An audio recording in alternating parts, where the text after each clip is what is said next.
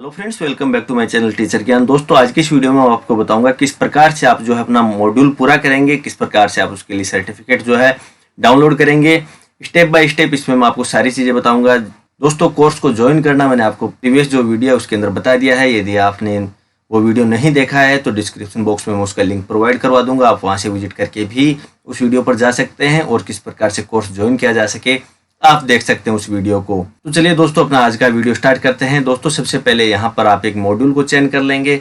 जो भी ट्रेनिंग आपको यहाँ करना है, जैसे ही आप यहाँ इस पर क्लिक करेंगे विंडो रिफ्रेश होगा और आप लॉगिन कर जाएंगे। दोस्तों, यहाँ पर आप देख सकते हैं स्टेटस इनकम्प्लीट यहाँ प्रदर्शित हो रहा है। 13 अगस्त से यह है अवेलेबल हुआ है, 13 अगस्त 2020 से, और यह 90 दिवसीय ऑनलाइन कोर्स है। आप यहाँ स्टेप बाय स्टेप कोर्स करते हुए आगे बढ़ेंगे। यहाँ फर्स्ट कोर्स जो है, इस पर जैसे ही आप सत्र परिचय पर क्लिक करते हैं आपके सामने इस प्रकार का स्क्रीन यहाँ प्रदर्शित होगा। आप इसको एक बार ध्यानपूर्वक पढ़ लेंगे। जैसे ही आपका ये मॉड्यूल पूरा हो जाता है आप यहाँ क्लिक कर देंगे। मनन यात्रा गतिविधि से परिचय विंडो एक बार यहाँ रिफ्रेश होगा। दोस्तों, यहाँ आपके लिए आएगा एक वीडियो। आप दोस्तों यहाँ जो आपको प्ले टैब प्रदर्शित हो रहा है इस पर आप क्लिक कर देंगे, वीडियो को आप प्ले कर लेंगे। यहाँ 4 मिनट का लगभग ये वीडियो है। इस सत्र में हम आप इसको पूरा प्ले कर लेंगे। दोस्तों, ये जो पूरा सत्र है इसके अंदर सिर्फ आपको गतिविधि के बारे में बताया जाएगा कि गतिविधि की क्या आवश्यकता है। ऐसा क्यों है कि रटने के बजाय आपको गतिविधि आधारित शिक्षण करना चाहिए। एनसीईआरटी जो बुक्स लागू की जा रही हैं उसके अंदर ऐसा क्या है, किस प्रकार से आप उसको कक्षा 6 से 8 के लिए यूज में ले सकते हैं, और ऐसे कौन कौन से प्रोजेक्ट हैं जो आप उन बुक के साथ में कर सकते हैं। इन्हीं सारी चीज़ों के बारे में इस सत्र में आपको बताया जाएगा। इस मॉड्यूल में आपको बताया जाएगा राष्ट्रीय शिक्षा नीति जो 1986 थी तब गतिविधि आधारित शिक्षण की संस्तुति की गई थी, उसकी आवश्यकता के बारे में बताया गया था। उसके बाद में डीपीपी जो प्रोजेक्ट आए थे उसमें भी गतिविधि आधारित जो प्रोजेक्ट थे उन पर जोर दिया गया था। इसके बाद में एनसीएफ 2005 और शिक्षा जो आरटीई 2009 जो था उसके द्वारा भी प्रोजेक्ट वर्क पर ध्यान दिया गया था। जैसा आप सभी जानते हैं कक्षा 10 के अंदर आप भी प्रोजेक्ट वर्क करवाते हैं स्टूडेंट्स से। इसी के साथ में दोस्तों, जो नई शिक्षा नीति 2020 जो ड्राफ्ट 2019 था जो लागू किया गया है उसके अंदर भी आप जानते हैं कि रटने की बजाय जो स्टूडेंट है उनकी सोच समझ और तर्क जैसे उच्च मानसिक कौशलों के विकास पर जोर दिया गया है। तो ये जो मॉड्यूल है इन्हीं चीज़ों से संबंधित है कि किस प्रकार से आप इन चीज़ों पर वर्क करेंगे। दोस्तों, जैसे ही आपका यहाँ ये सत्र आप यहाँ पढ़ लेते हैं, वीडियो आप देख लेते हैं, आप इसके बाद में बैक कर जाएंगे, परिचय पर आ जाएंगे। बैक टू सत्र 2 गतिविधि आधारित शिक्षण से परिचय। यहाँ पर आप देख सकते हैं सेकंड ऑप्शन आपके लिए ओपन है, उत्साही शिक्षकों की नवाचार कथाएं। आप यहाँ इस सेक्शन पर क्लिक कर देंगे। दोस्तों, यहाँ आपको पढ़ने के लिए कथा मिलेगी, इसी के साथ में आपको एक क्विज मिलेगी। दोस्तों, यहाँ तक तो मैंने आपको वीडियो से पूरा बताया है, बट मैं यहाँ से आगे चलूँगा स्लाइड्स के साथ में, ताकि मैं यहाँ आपका ज़्यादा वक्त नहीं लूँ, वीडियो ज़्यादा लंबा नहीं हो, और मैं आपको स्लाइड टू स्लाइड में आपको क्विज क्वेश्चंस जो है वो यहाँ मैं हल करवाऊँगा। तो दोस्तों, चलिए बढ़ते हैं अपने फर्स्ट क्विज की ओर। सुषमा जी जो है विज्ञान पढ़ाती हैं, उन्होंने अपनी कक्षा में सभी बच्चों से इस प्रकार की कागज की एक फिरकी बनवाई है। फिरकी का चित्र यहाँ प्रदर्शित किया गया है, आप देख सकते हैं। इसके बाद में जैसे ही फिरकी बनवाई सुषमा जी ने स्टूडेंट से पूछा क्या ये फिरकी तेज घूमेगी या फिर ये धीमे घूमेगी। फिर उन्होंने फिरकी की लंबाई थोड़ी सी कम कर दी और इसके बाद में उसी क्वेश्चन को दोबारा दोहराया। इसी तरह से फिरकी के ढांचे में अलग अलग तरह से उन्होंने फेरबदल किया और उन्होंने बल और वायुदाब की अवधारणाओं के बारे में चर्चा करवाई। दोस्तों, इसी के साथ में दूसरे अध्यापक और हैं लक्ष्मण जी, जो सामाजिक विज्ञान पढ़ाते हैं और कक्षा 7 में वो पढ़ा रहे हैं।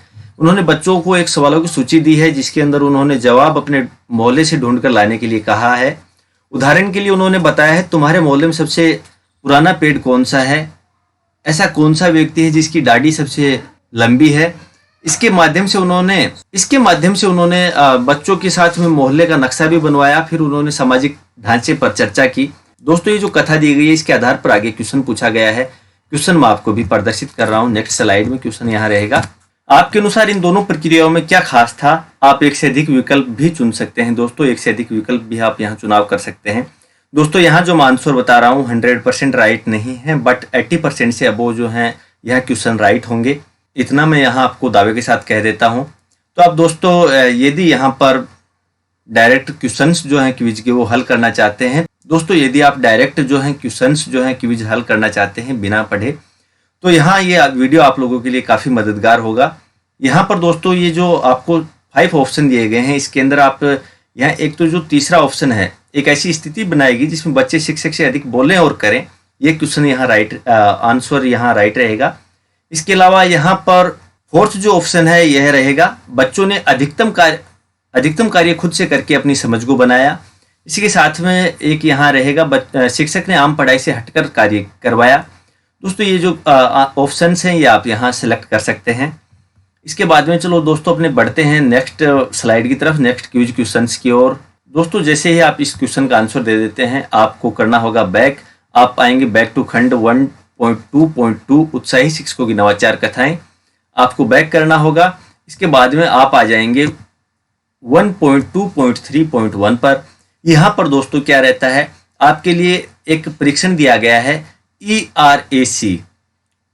इसके आधार पर आपको क्वेश्चंस के आंसर देने होते हैं। ERAC एक सिद्धांत है दोस्तों। यहाँ E4 है एक्सपीरियंस अनुभव, R4 है रिफ्लेक्शन यानी चिंतन, A4 है एप्लीकेशन या फिर अनुप्रयोग, C4 है निष्कर्ष कंसोलिडेशन। दोस्तों सबसे पहले यदि मैं बात करूं अनुभव की, तो शिक्षक द्वारा रचित किसी रोचक और चुनौतीपूर्ण क्रिया में भाग लेने का अनुभव। इसके बाद में चिंतन यदि मैं बात करूं तो विविध सवालों की मदद से किए गए कार्यों पर विश्लेषण करना चिंतन। और अनुप्रयोग क्या है, जो बन रही समझ है उसको पिछले अनुभवों से मिले जुले नए अनुभव में प्रयोग करना क्या कहलाता है, अनुप्रयोग कहलाता है। इसके बाद में निष्कर्ष क्या, पूरी क्रिया के बारे में सोचना और इसके बाद में किसी एक नतीजे पर पहुंचना निष्कर्ष कहलाता है। दोस्तों यदि बात करें अपने पिछली कथा की, तो कथा किस प्रकार से रही आप देख सकते हैं। अनुभव क्या था, फिरकी बनाना और उसे अलग अलग तरीके से उड़ाकर देखना, ये एक अनुभव था। चिंतन क्या था कि सोचना कब फिरकी तेज उड़ती है और कब धीमे, और इस पर जो इसका ढांचा है इसका क्या प्रभाव पड़ा। और इसके अंदर यदि अनुप्रयोग की बात की जाए तो लंबाई कम करने के बाद में फिरकी को फिर से उड़ाकर देखना, ये इसका अनुप्रयोग है कि इसके बाद में इसकी जो रफ्तार है उस पर क्या इफेक्ट पड़ता है, वह कम रहती है ज्यादा रहती है। निष्कर्ष क्या रहती है, फिरकी के उड़ने के पीछे के कारण को पहचानने की कोशिश करना क्या है, निष्कर्ष है कि ऐसा कौन सा कारण है जिसके कारण फिरकी जो है वह धीमे या फिर तेज उड़ती है। दोस्तों इसके बाद में अपने आ जाते हैं यहाँ पर नेक्स्ट स्लाइड की ओर। नेक्स्ट जो स्लाइड रहती है वह रहती है इसी के आधार पर क्विज की।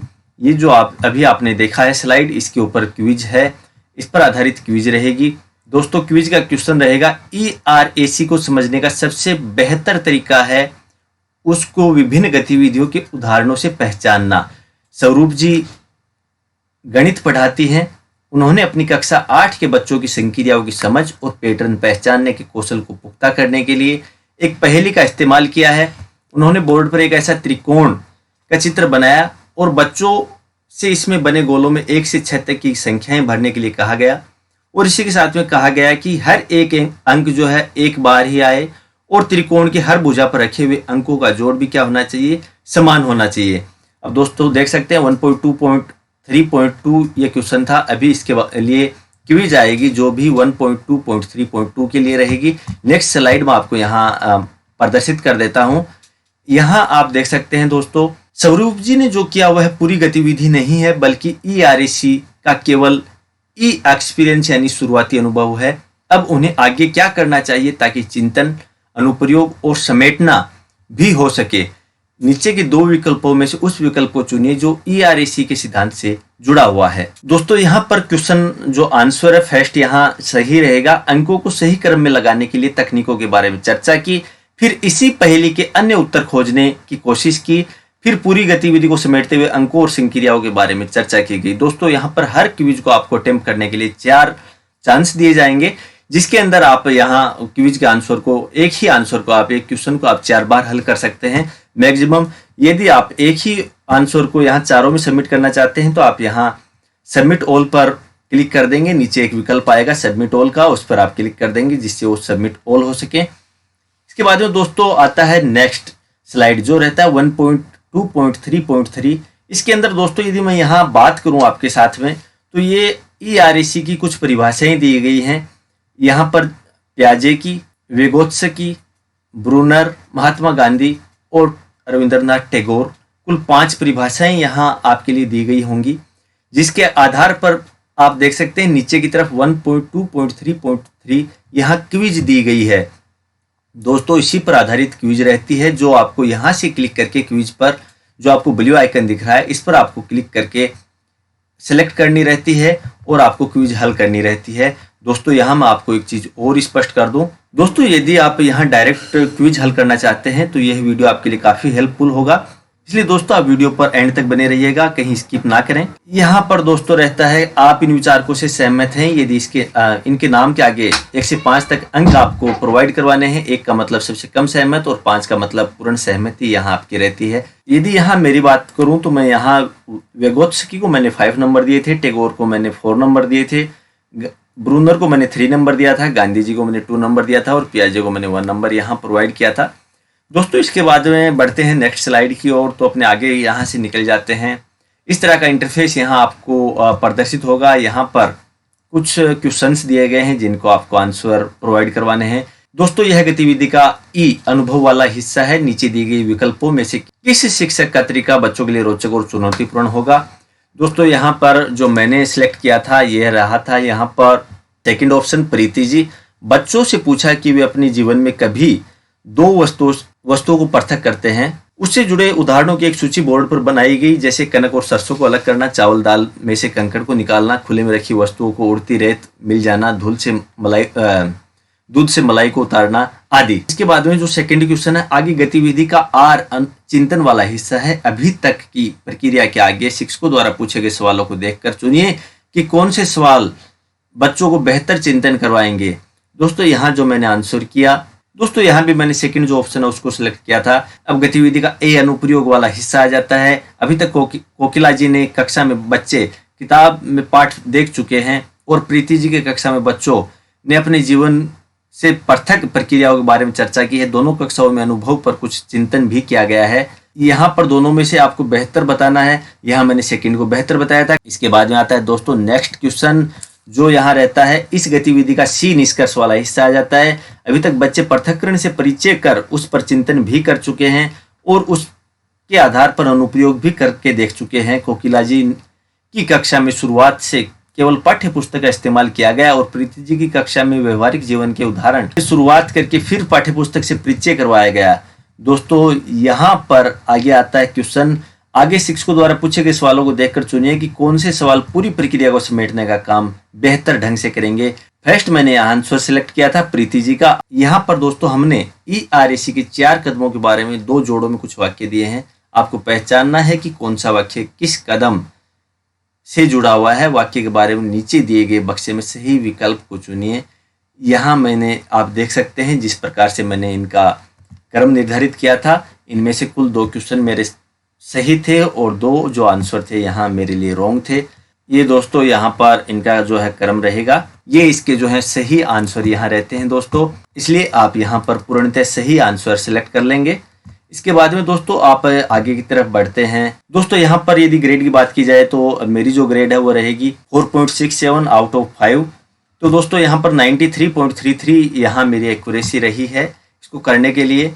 इसके बाद में दोस्तों क्वेश्चंस जो है मैं आपको यहाँ बता देता हूँ। प्रथम प्राथमिक स्तर के बच्चों को पढ़ाते समय अधिक जरूरी है कि अपने पूर्व ज्ञान को नई परिस्थितियों में उपयोग करने के मौके दें, अपने आप से सोचने और तर्क का प्रयोग करने के मौके दें, अपने सहपाठियों के साथ में मिलकर उन्हें कार्य करने और सोचने के अधिक से अधिक जो है मौके प्रदान किए जाएं। दोस्तों इसके बाद में नेक्स्ट जो क्वेश्चन रहेगा वो रहेगा कोविड-19 के बाद स्कूल दोबारा शुरू होने पर आप क्या करेंगे। दोस्तों यहाँ पर जो मेरे जो यहाँ भी जो तीनों आंसर थे वो राइट थे। हर बच्चे को स्कूल में अपनापन लगे ऐसा होना चाहिए। सेकंड होगा यहाँ पर बच्चों को अपने अनुभव और भावनाएं साझा करने के लिए मौका मिलेगा। और इसी के साथ में तीसरा जो था वह था स्कूल में उत्साहवर्धक और सहयोगी एक उनको माहौल प्राप्त हो सके। यहाँ 3 सेलेक्ट करने रहते हैं, 3 यहाँ सेलेक्ट किए हैं, तीनों की तीनों यहाँ राइट हैं। इसके बाद में दोस्तों नेक्स्ट जो क्वेश्चन था वह था नीचे दी गई परिभाषाओं का सही मिलान कीजिए। दोस्तों यहाँ चारों जो परिभाषाएं थी मेरे द्वारा एकदम सही मिलान की गई थी। यहाँ फर्स्ट जो है शिक्षक द्वारा रची किसी रोचक और चुनौतीपूर्ण क्रिया में भाग लेने का अनुभव ई होता है। विविध सवालों की मदद से किए गए कार्यों का विश्लेषण करना आर होता है। बन रही समझ को पिछले अनुभव से मिले जुले नए अनुभव में प्रयोग करना ए कहलाता है। और पूरी क्रिया के बारे में सोचना और किसी एक निष्कर्ष तक पहुंचना सी कहलाता है दोस्तों। यहाँ ये मेरे जो है राइट आंसर थे। इसके बाद में दोस्तों नेक्स्ट क्वेश्चन आता है, दी गई सूची में से कौन से गुण ERAC के ई के लिए महत्वपूर्ण है। यहाँ भी 3 सिलेक्ट करने थे दोस्तों। यहाँ पर यदि मैं आपसे बात करूँ इस क्वेश्चन के अंदर, तो मेरे 3 में से 2 यहाँ ऑप्शन सही थे, एक ऑप्शन जो है गलत था। आप देख सकते हैं जिस पे क्रॉस लगाया हुआ है यहाँ मेरा रॉन्ग था। वह प्रासंगिक होता है, उसमें चुनौती होती है और वह रोचक होता है। यह तीनों ऑप्शन इसके लिए राइट रहते हैं दोस्तों। इसके बाद में नीचे एक सारणी दी गई है, नीचे दी गई सूची में से कौन से गुण ERAC के R और A के लिए महत्वपूर्ण है। यहाँ आपको 3 चुनने रहते हैं दोस्तों। यहाँ पर R में किए गए कार्य की समीक्षा, उस पर चिंतन और क्यों वाले प्रश्न शामिल होते हैं। A में उभरती हुई समझ को नई परिस्थितियों में लागू करने के मौके होते हैं। और E में अपने आप में पर्याप्त नहीं है। जब बच्चे RAC से जुड़ते हैं तो वे समझ का निर्माण कर पाते हैं। तो ये इसका दोस्तों आंसर था दोस्तों। यहाँ आपकी जो क्विज है वह पूर्ण हो जाएगी और आपका जो ये कोर्स है वह भी पूर्ण हो जाएगा दोस्तों। मैं साइंस सब्जेक्ट से बिलोंग करता हूँ, इसलिए मैंने यहाँ साइंस जो है कोर्स ज्वाइन किया है। तो दोस्तों ये था आपका क्विज एनालिसिस, आपका मॉड्यूल फर्स्ट जो है उसका एनालिसिस, कि किस प्रकार से आप क्विज के आंसर जो हैं सही राइट आंसर आप यहाँ दे सकें, सेलेक्ट कर सकें। तो दोस्तों आपने अभी तक मेरा चैनल सब्सक्राइब नहीं किया है तो प्लीज़ चैनल सब्सक्राइब कर लीजिएगा। साथ ही आने वाले बेल आइकन को जरूर प्रेस कर लीजिएगा ताकि मेरे आने वाले वीडियोज़ के नोटिफिकेशन आपको सबसे पहले मिल सकें। Okay, bye.